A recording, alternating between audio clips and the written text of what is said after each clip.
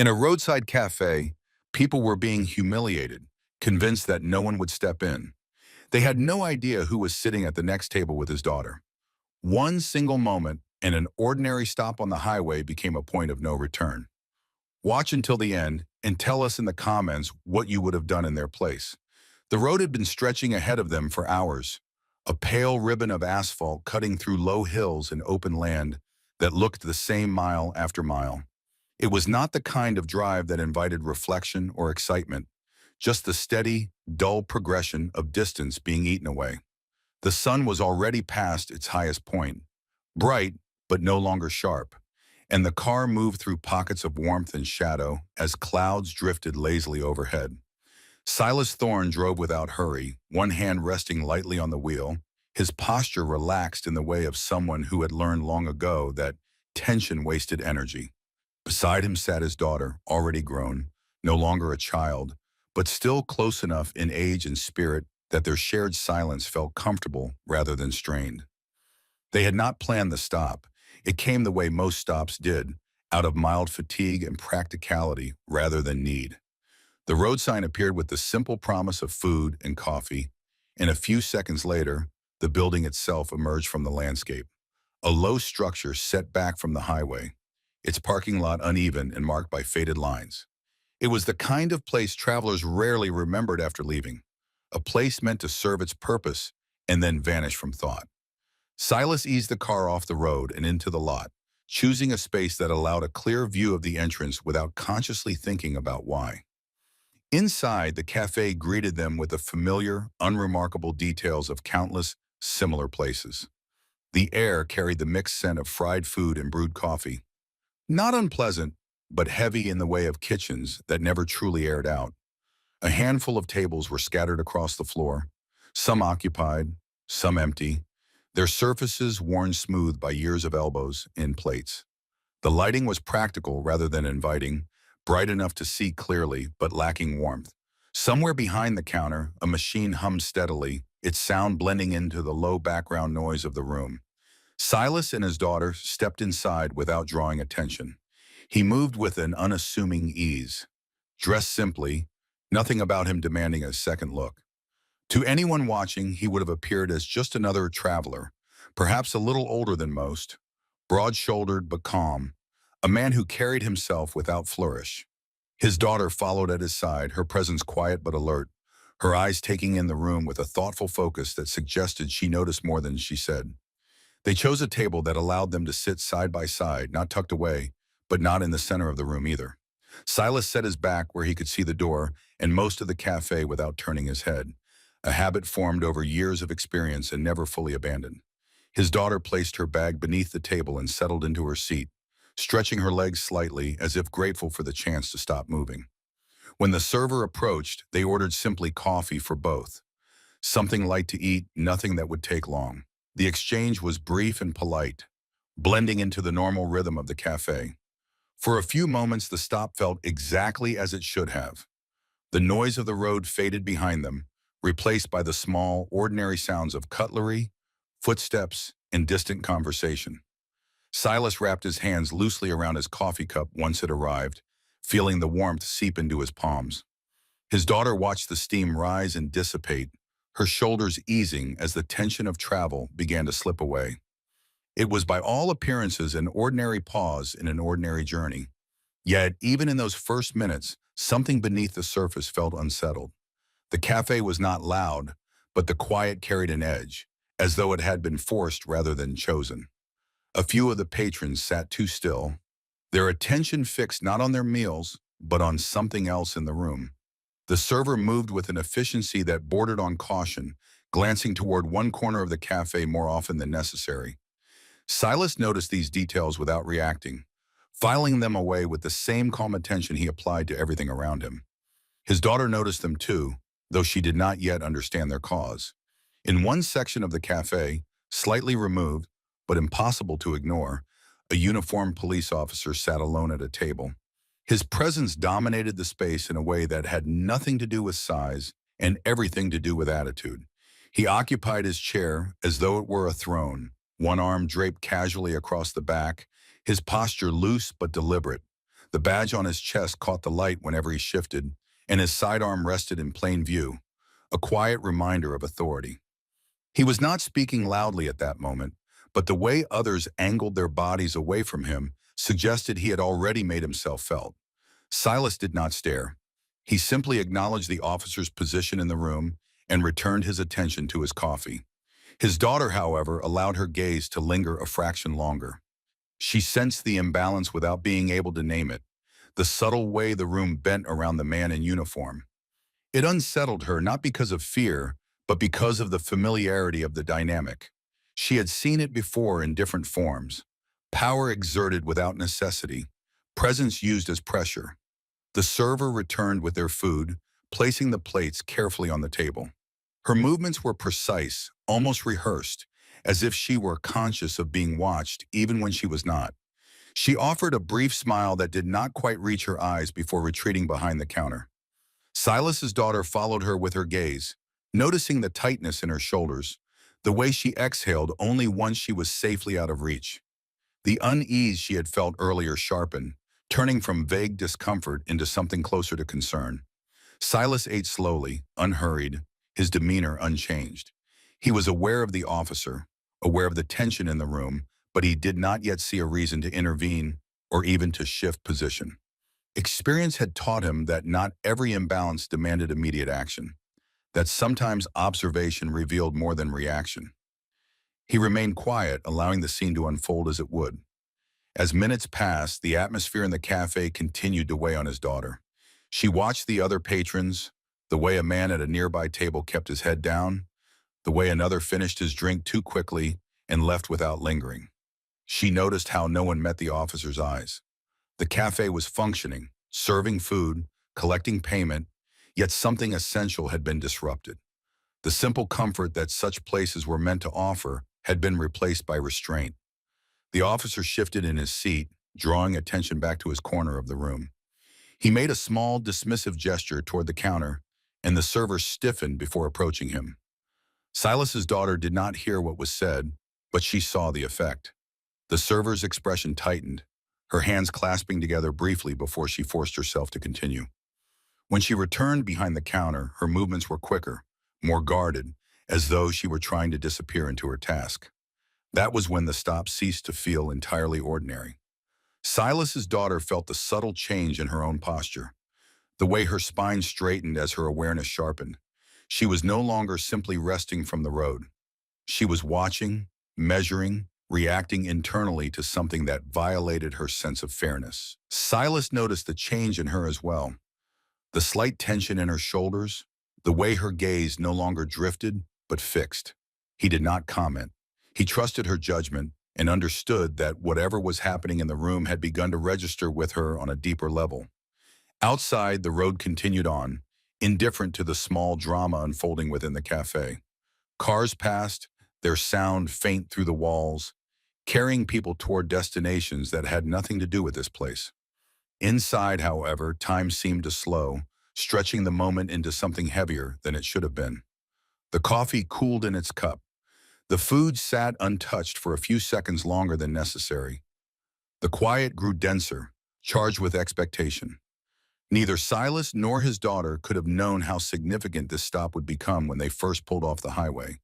It had been chosen without thought, intended as nothing more than a brief pause and a long drive. Yet as they sat there, surrounded by strangers bound together by shared discomfort, it became clear that this ordinary moment was poised on the edge of something else. The sense of unease did not announce itself loudly. It simply settled in, patient and persistent, waiting for the next shift, the next action, the next choice that would carry the cafe and everyone inside it beyond the safety of routine and into the territory where silence itself began to speak. The unease that had settled over the cafe did not lift.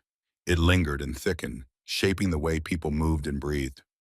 Silas sensed it as clearly as a shift in weather, the kind that came before a storm without warning. His daughter felt it too, though for her it pressed closer to the surface, an irritation that refused to be ignored. The room continued to function in the mechanical sense, orders taken. Cups refilled, plates cleared, but the rhythm was off, like a clock ticking a fraction too slowly. The police officer's presence asserted itself more openly now. He leaned back in his chair, stretching as if the space belonged to him, his boots planted with careless authority. The badge on his chest glinted whenever he shifted, catching the overhead light in brief flashes that drew the eye whether one wanted to look or not. His voice when he spoke carried easily across the room without being raised. It was practiced, confident, calibrated to be heard while maintaining a veneer of casualness. The server approached him again, her steps measured, her shoulders slightly hunched as though bracing for impact. He did not need to shout or curse to make his point. A brief comment delivered with a smirk was enough. The server's expression tightened, a muscle in her jaw flickering before she forced a polite nod. She turned away quickly, moving behind the counter with a speed that betrayed her discomfort. Silas noticed how her hands trembled just slightly as she reached for a stack of plates. Other patrons felt the pull of that authority as well. A man seated near the window shifted in his chair, glancing toward the officer before lowering his gaze. Another finished his drink and stood, hesitating for a moment as if weighing the cost of staying against the inconvenience of leaving. He chose to go, slipping past the officer's table without comment, his shoulders tense until the door closed behind him.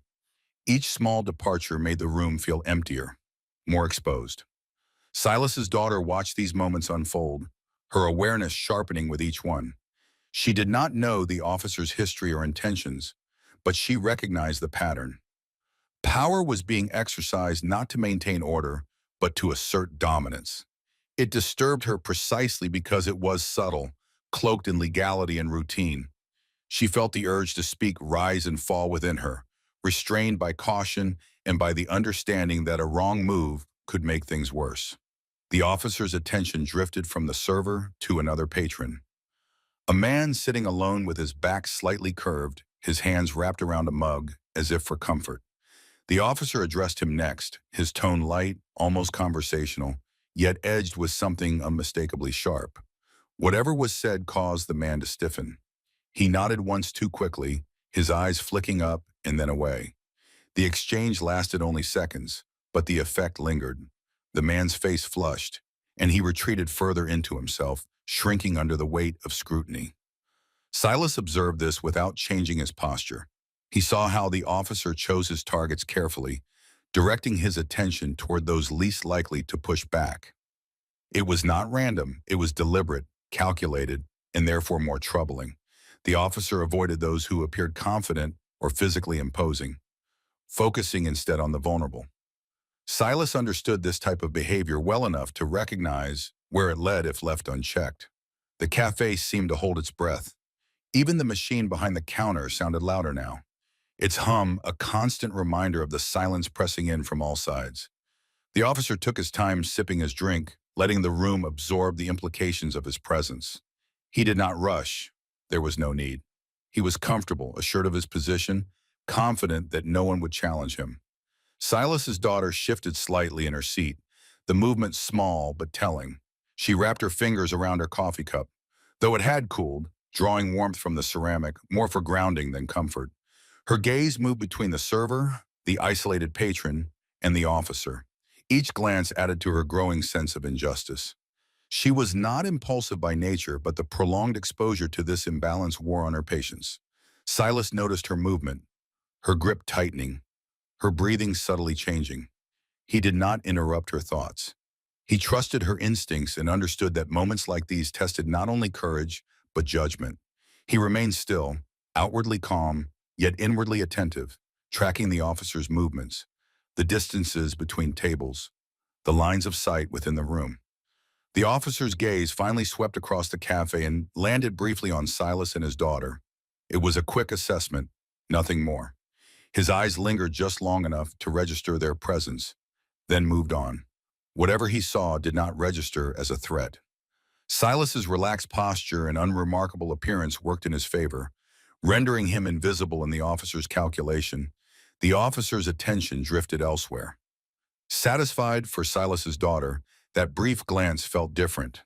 It sharpened her awareness, a reminder that they were not entirely separate from what was happening. She realized that by sitting there, by witnessing the behavior and saying nothing, they were already part of the dynamic. The thought unsettled her. She shifted again, straightening her back, her expression growing more focused. The officer resumed his casual domination of the space, making another remark toward the counter, this time accompanied by a dismissive wave of his hand. The server responded with forced efficiency, her movements precise, her eyes avoiding his. Silas could see the toll it took, the cumulative effect of repeated disrespect. It was not a single insult, but a pattern, one that eroded confidence and dignity over time. Outside, a truck rumbled past, its sound briefly intruding into the cafe before fading away. Inside, the sense of enclosure deepened. The officer leaned forward now, elbows on the table as if preparing to say something else. The room seemed to brace itself, every person aware that the next few seconds could tip the balance further in one direction or another. Silas's daughter felt the pressure build within her. She was no longer merely uncomfortable. She was angry, not explosively so, but with a steady, controlled anger rooted in principle. She believed in order and fairness, in the idea that authority carried responsibility. Watching that authority abused in such a casual, unchecked manner offended her deeply. She glanced at her father, not seeking permission, but reassurance. Silas met her gaze briefly, his expression neutral but steady. He did not encourage or discourage her. He simply acknowledged her, silently, affirming that he was aware. The officer spoke again, his voice cutting through the room with practiced ease. The man he addressed flinched almost imperceptibly. No one intervened. The silence that followed was heavy, charged with unspoken fear and resignation. Silas's daughter felt the weight of that silence press against her chest. She realized that the longer it continued, the more it affirmed the officer's power. Doing nothing was, in its own way, a form of consent. The cafe had become a closed system. Every action magnified, every reaction constrained. Silas sensed the shift as well. The situation was evolving, moving beyond mere discomfort towards something more volatile. He remained poised, attentive, ready to act if necessary, but he understood that the next move would likely not come from him. The officer, confident and unchallenged, settled back once more, a faint smile playing at the corner of his mouth. He had tested the room and found it compliant. For the moment, that was enough. But beneath the surface, something had changed. The quiet had grown brittle, the kind that shattered easily. Silas's daughter felt it, the point at which observation turned into resolve. The cafe, still and watchful, waited for the silence to be broken. The silence that followed did not feel empty. It pressed inward from every direction, shaping the space between tables and chairs, filling the gaps between breaths. It was the kind of silence that demanded awareness, that forced every person in the cafe to measure their movements and weigh their thoughts before acting. His throat. Silas felt it settle into the room like a slow, deliberate presence.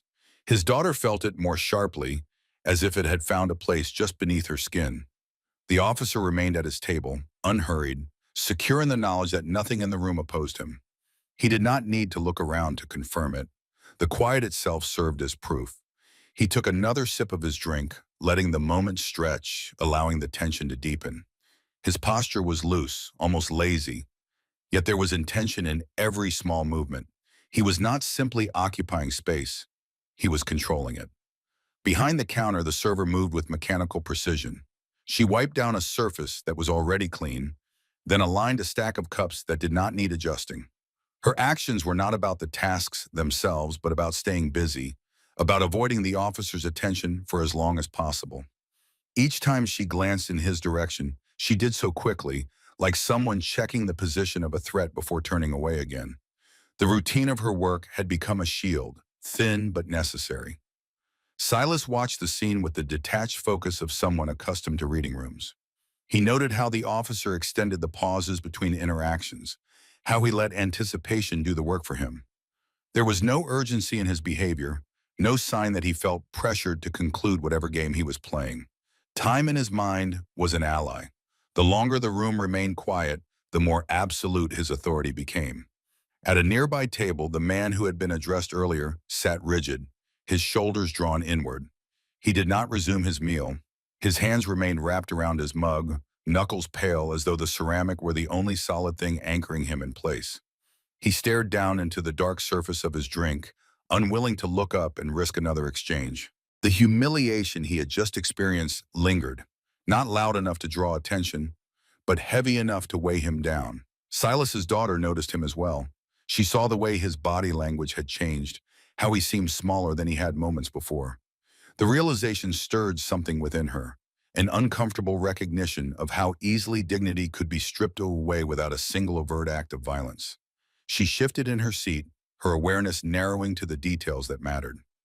The officer's relaxed confidence, the server's guarded movements, the patron's averted eyes.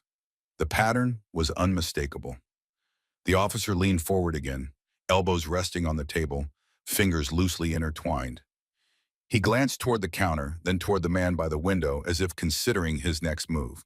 The room seemed to tighten around that decision. Silas sensed it as well, a subtle change in the air that suggested the situation was approaching a threshold. He did not move, did not intervene. Not yet. He understood that premature action could escalate matters unpredictably, especially when a weapon was involved.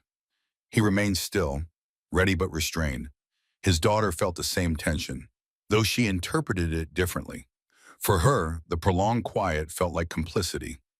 Each second that passed without challenge seemed to affirm the officer's behavior, to legitimize it in the eyes of those forced to endure it. She understood fear. She understood caution. But she also understood that silence, when faced with injustice, carried its own consequences. She drew a slow breath, steadying herself. Her coffee sat untouched now, its surface still, reflecting the overhead lights. She was aware of her father's presence beside her, of the calm solidity he represented. She did not look to him for guidance, knowing that the choice before her was hers alone. He would not stop her, but neither would he push her forward. The responsibility rested squarely on her shoulders. The officer broke the silence with another remark, directed casually toward the counter. It was not loud, not overtly aggressive, but it carried the same dismissive edge as before. The server stiffened, her hands pausing mid-motion before she forced herself to continue. The room absorbed the exchange in collective discomfort. No one spoke. No one objected. That was when Silas's daughter felt the final shift within herself. The anger she had been holding back settled into something firmer, more controlled. It was not a sudden flare, but a steady resolve, the kind that came from recognizing a line that should not be crossed. She understood the risk. She knew the officer's position granted him power, both legal and psychological. She also knew that allowing the situation to continue unchecked would mean accepting it as normal. She straightened in her chair, her posture changing subtly but decisively. Silas noticed the movement immediately. He glanced at her, reading the tension in her shoulders, the focus in her eyes. He did not speak. He did not need to. Years of shared understanding passed between them in that brief look. He knew she was reaching a decision point, and he respected her enough to let her reach it on her own. The officer, absorbed in his own sense of control, did not notice the shift at their table. He was too comfortable, too certain of the room's compliance. He leaned back again, stretching as if bored, one hand tapping idly against the tabletop. The gesture carried an implicit message. He could do this all day. There was nothing and no one here to stop him. The cafe felt smaller now, the walls closer, the ceiling lower. The ordinary details that had defined the space earlier seemed to fade, replaced by a heightened awareness of every sound and movement. A chair scraped softly against the floor as someone adjusted their seat. A cup clinked against the saucer. Each noise felt amplified, punctuating the silence rather than breaking it. Silas's daughter let her gaze settle on the officer. She did not glare. She did not challenge him with her eyes. She simply acknowledged him, her attention steady and unflinching. In that moment, she was no longer just a passive observer. She was a witness who refused to look away. The distinction mattered even if the officer had not yet realized it. Silas remained composed, his outward calm unchanged. Internally, he tracked the variables with practiced precision. He noted the distance between the officer and his daughter, the position of the officer's hands, the visibility of the sidearm. He considered the likely responses to different actions, the ways the situation could escalate. He hoped quietly that escalation would not be necessary, but he was prepared if it was. The officer's attention finally returned to the room as a whole. His eyes moved lazily from table to table, assessing, measuring. When they passed over Silas and his daughter again, there was a flicker of something like curiosity, quickly dismissed. They did not fit the profile of those he had been targeting. They were too calm, too unremarkable. He looked away unconcerned. That dismissal, small as it was, sealed the moment for Silas's daughter. She recognized it for what it was, a mistake born of arrogance. The officer had assumed compliance based on appearance alone. He had underestimated the resolve that had been building quietly at their table. The silence in the cafe deepened once more, heavy and expectant. It no longer felt static. It felt poised like a held breath before a plunge. Silas sensed it, his instincts alert. His daughter felt it too, her decision now clear, her resolve steady. The room, unaware of the precise form the next shift would take, waited. The moment did not announce itself with noise or sudden movement. It arrived quietly, carried on the same heavy air that had filled the cafe for what felt like far too long. Silas's daughter did not rise abruptly or draw attention to herself with a dramatic gesture. Instead, she acted with a controlled steadiness that set her apart from the nervous energy of the room. She shifted her chair back just enough to signal intent, her posture straightening as if she had finally decided to stand firmly within her own principles rather than remain a witness to their erosion. Her intervention was measured. It was not fueled by anger spilling over, but by a clear refusal to accept what she was seeing. She did not address the officer as an adversary so much as a participant in a shared space who had forgotten the boundaries that made such spaces tolerable. In that choice lay its power. She did not accuse. She asserted. She did not raise her voice. She gave weight to her presence. The silence that followed her action was different from the silence before. It was sharper, charged with the shock of interruption.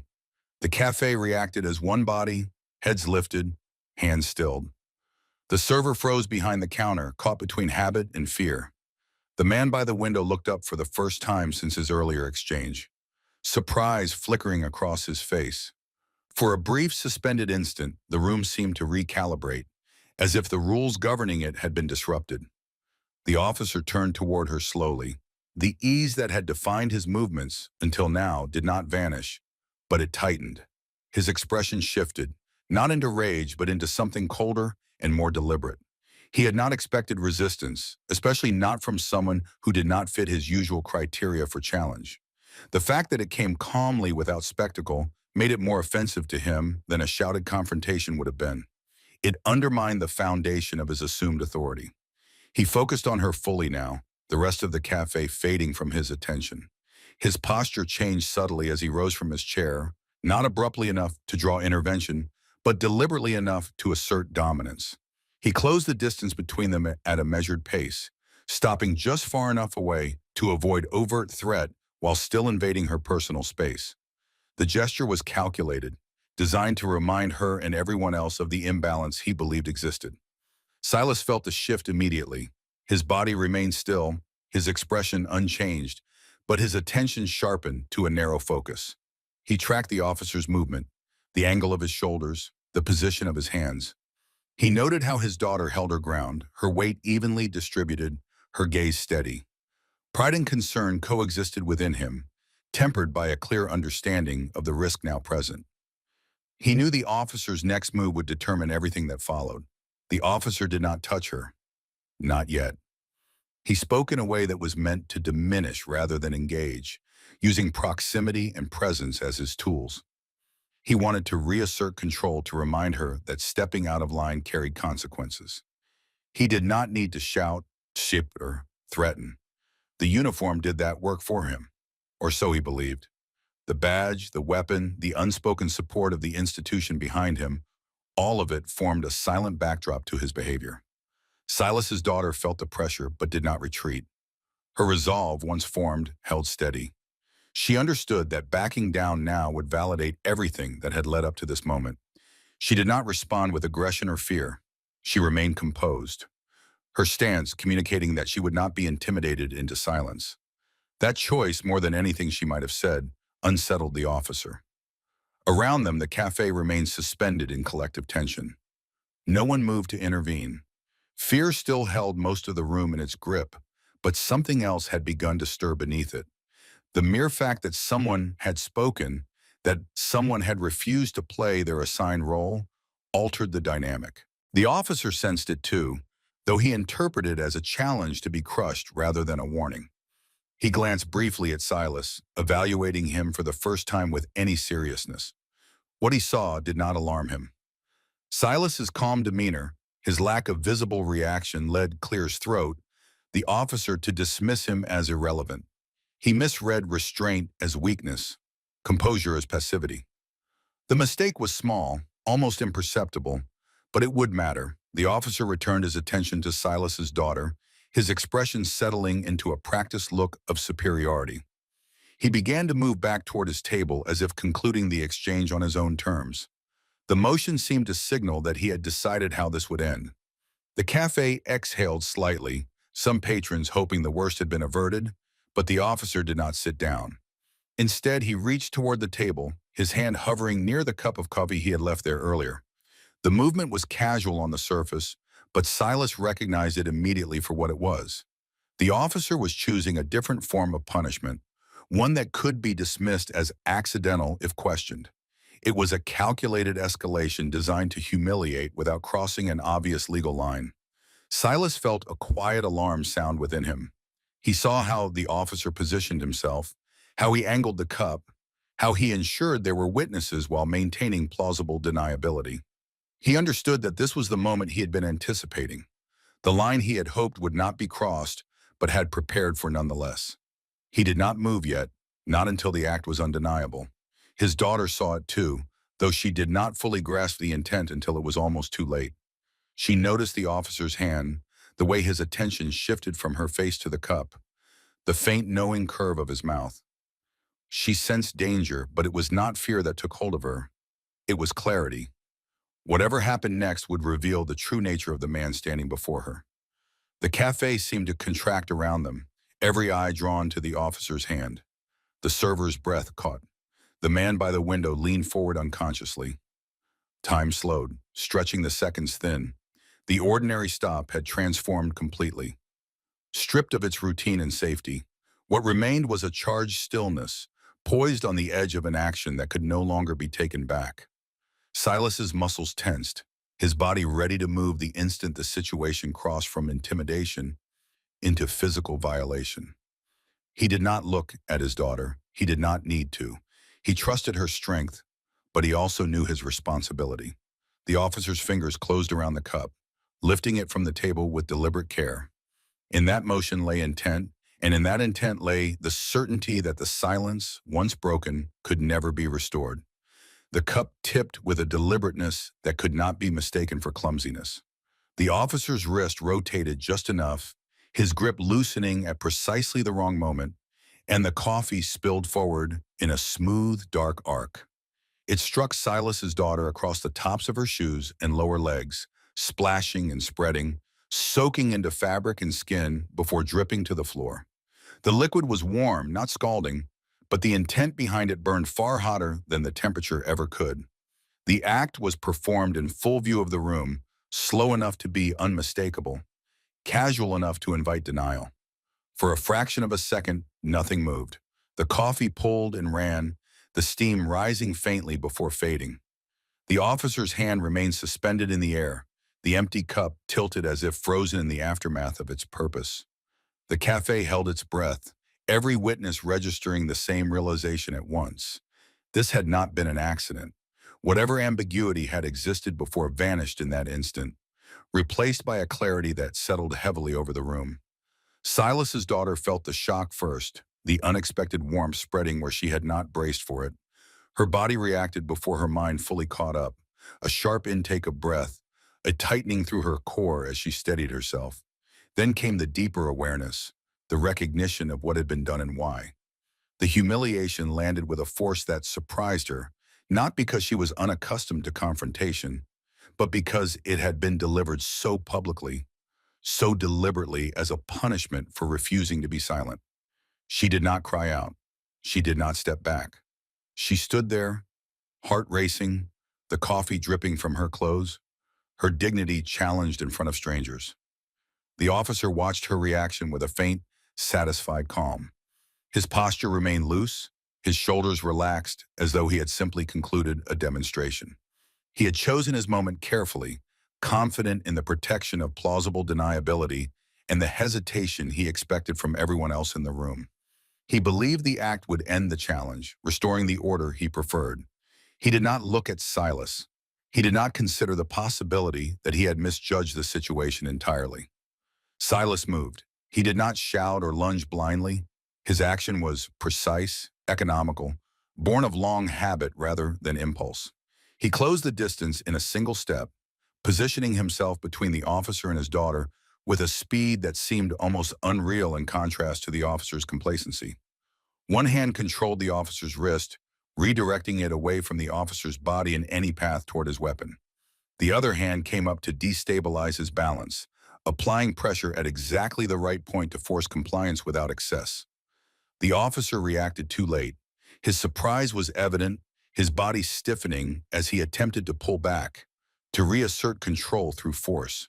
Silas did not allow it.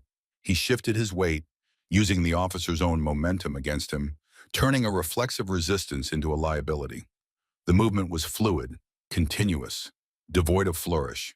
It was not a fight as much as a correction. The rapid imposition of control where there had been arrogance moments before. The cafe erupted into motion without sound. Chairs scraped. Someone gasped. A phone was raised instinctively, its camera capturing what words could not. The server pressed a hand to her mouth, eyes wide, fear and relief colliding in her expression. The man by the window stood halfway out of his seat, frozen between instinct and uncertainty. The officer struggled, his training surfacing in fragmented attempts to regain footing and reach for authority. His hand twitched toward his belt, a reflex born of habit rather than strategy. Silas anticipated it. He adjusted his grip, shifting his position to block the movement entirely, keeping the officer's arm pinned in a way that made the attempt futile. The control was firm but measured, designed to prevent escalation rather than invite it. Silas's focus remained absolute. His awareness narrowed to the immediate variables that mattered: leverage, balance, distance. Within seconds, the officer's posture collapsed. His knees buckled as Silas redirected his center of gravity downward, guiding him to the floor with controlled force. The impact was solid enough to stun, but not brutal, the kind of fall that left no doubt about who held the advantage. Silas maintained his hold, ensuring the officer remained immobilized, his own stance grounded and stable. The movement ended as decisively as it had begun. Silence followed, thicker and more complete than any that had come before. The cafe seemed to exist in a suspended state, the air vibrating with the aftermath of sudden violence contained before it could spiral. The officer lay on the floor restrained, his expression a mixture of shock and anger. The certainty that had defined him moments earlier shattered beyond repair. Silas did not release him. He adjusted his grip just enough to secure the officer fully, positioning him in a way that prevented further resistance. His breathing was steady, controlled. He did not speak. He did not need to. The clarity of the situation spoke for him. Silas's daughter remained standing where she was, her legs still damp with spilled coffee, her pulse loud in her ears. The initial shock gave way to a rush of conflicting emotions: anger, relief, disbelief. She looked down at her clothes, then back at her father, seeing him now not as the calm presence beside her at the table, but as the force that had intervened when the line was crossed. She felt a surge of gratitude tempered by the sobering realization of how close the situation had come to turning out very differently. Around them, the witnesses began to react. Someone reached for their phone more deliberately now, the camera angled toward the restrained officer and the man holding him. And another person murmured under their breath, a sound of disbelief rather than protest. The server found her voice long enough to call for help, her hands shaking as she did. The sound of the word emergency cut through the stillness, anchoring the moment in reality. The officer attempted to speak, then his voice strained, his authority stripped of its power. He shifted beneath Silas's hold, testing the limits, but found none. Every movement was anticipated, countered with minimal effort. Silas remained unmoved, his focus unwavering, his presence radiating a quiet warning. Any further resistance would be pointless. Time resumed its normal pace gradually, the seconds no longer stretched beyond recognition. The cafe returned to motion in cautious increments. A chair was pushed back fully. Someone stepped closer, emboldened now that the threat had been neutralized. The room, once dominated by fear, began to realign itself around a different center. Silas's daughter moved at last, stepping back toward their table, careful not to slip on the damp floor. She grabbed a napkin, then another, pressing them against her legs more, to give her hands something to do than to dry the coffee. Her eyes never left the scene on the floor. She felt exposed, aware of every gaze in the room. Yet she did not feel ashamed. The humiliation intended by the officer had been interrupted, redirected, rendered powerless by consequence. Silas remained where he was, maintaining control without cruelty. He was aware of the cameras now, of the phones pointed in their direction, of the weight of witnesses. He welcomed it. Evidence mattered. Accountability mattered. The truth of what had occurred would not be buried in silence or distorted by authority. The sound of approaching sirens filtered faintly through the walls, distant but unmistakable.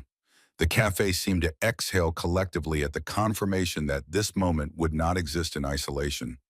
Whatever came next would unfold in the open under scrutiny. The officer, immobilized and exposed, seemed to realize this as well. His struggles diminished, replaced by a tense stillness that mirrored the room's earlier silence, but without its power. Silas's daughter took a steadying breath, feeling the adrenaline ebb just enough to leave behind clarity.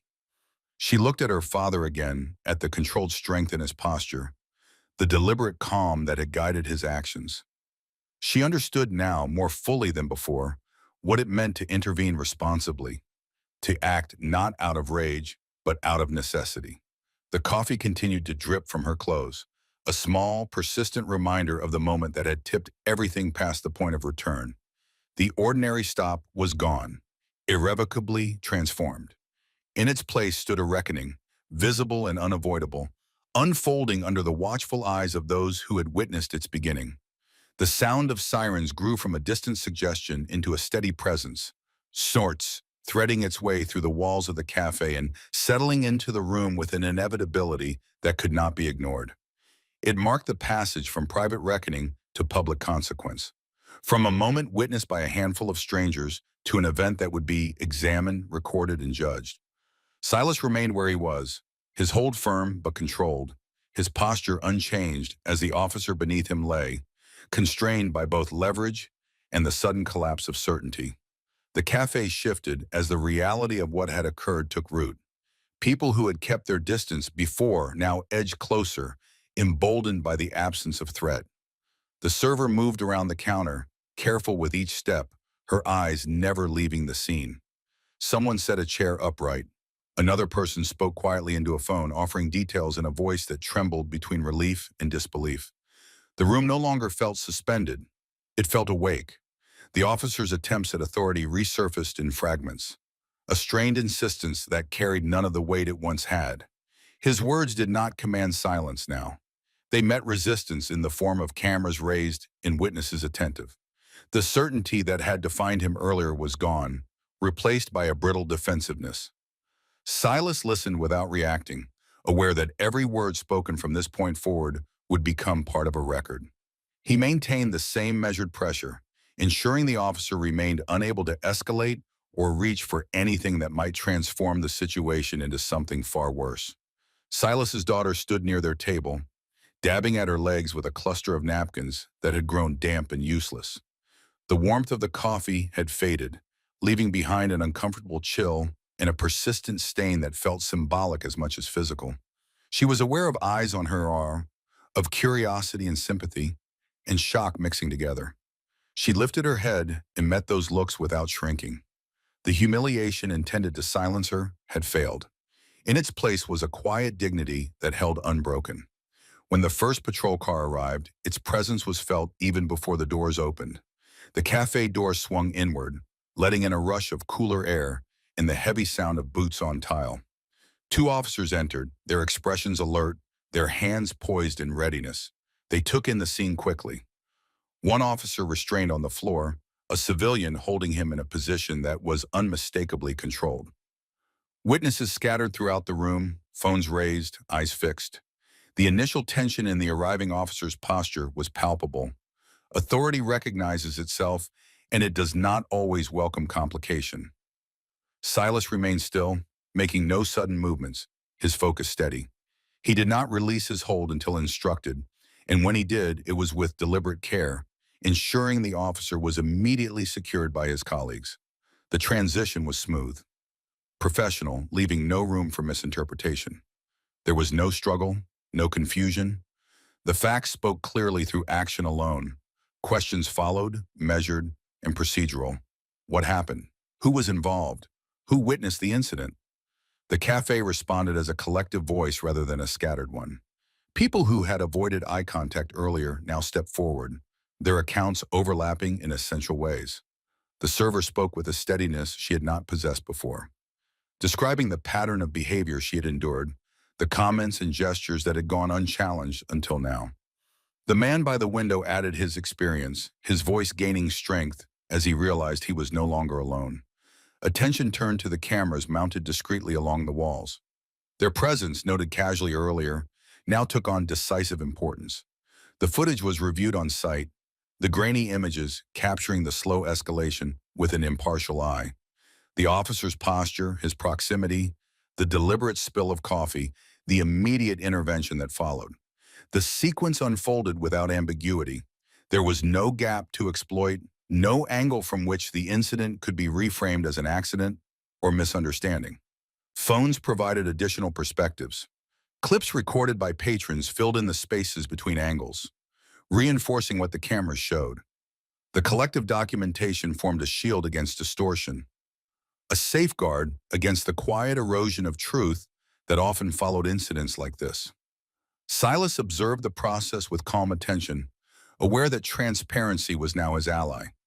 He answered questions succinctly, offering facts without embellishment, his demeanor consistent with the restraint he had shown from the beginning. As details accumulated, a broader picture emerged. The officer's name surfaced in conversations between his colleagues, spoken with a cautious tone reserved for uncomfortable histories. Complaints had been filed before it became clear, each one absorbed and deflected by a system that relied too heavily on silence and fear. Patterns were recognized. The behavior witnessed in the cafe was not an anomaly, but a continuation. This time, however, the record was complete. The officer was escorted out, no longer the center of the room but a figure diminished by consequence. The cafe watched him go, the door closing behind him with a finality that felt earned. The space he left behind seemed lighter, as though the air itself had been waiting for his departure. People exhaled openly now, the tension draining away in waves. Silas's daughter was approached by one of the arriving officers who asked about her condition. She assured him she was fine, declining medical attention with a quiet confidence. The gesture was not about toughness. It was about control, about choosing how she would be seen after everything that had happened. She accepted a clean towel offered by the server, grateful but composed.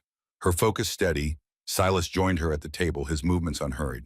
For the first time since the coffee had spilled, they stood side by side without the pressure of immediate threat. He looked at her not with the concern of a parent who feared harm, but with the respect of someone who recognized resolve.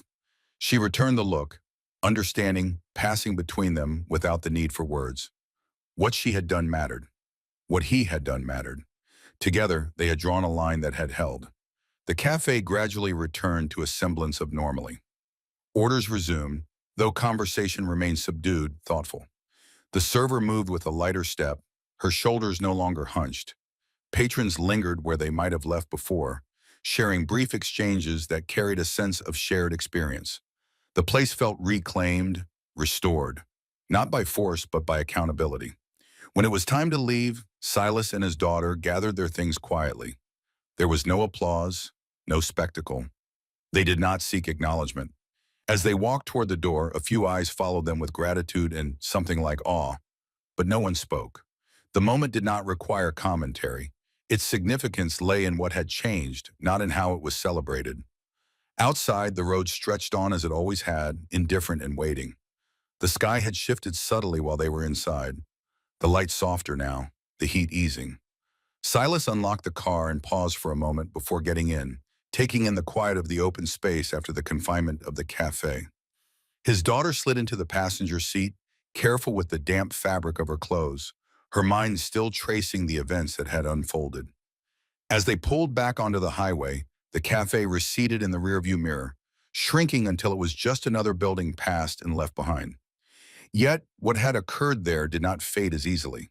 It remained carried forward in statements and recordings in the memory of those who had witnessed it in the internal reckoning of a system forced at least briefly to confront itself. Silas drove on, his focus returning to the road ahead. His daughter watched the landscape change, feeling the after effects settle into something quieter and more durable than adrenaline. The ordinary stop was behind them, transformed into a point of reference, a reminder that silence could be broken and that power, when challenged by truth and resolve, could be held to account. The journey continued, altered not in direction but in meaning, leaving behind a small cafe that would not soon forget the day it found its voice. If this story made you think, support the channel by subscribing. Watch the next videos to see more powerful stories like this and share this video with others who shouldn't miss it.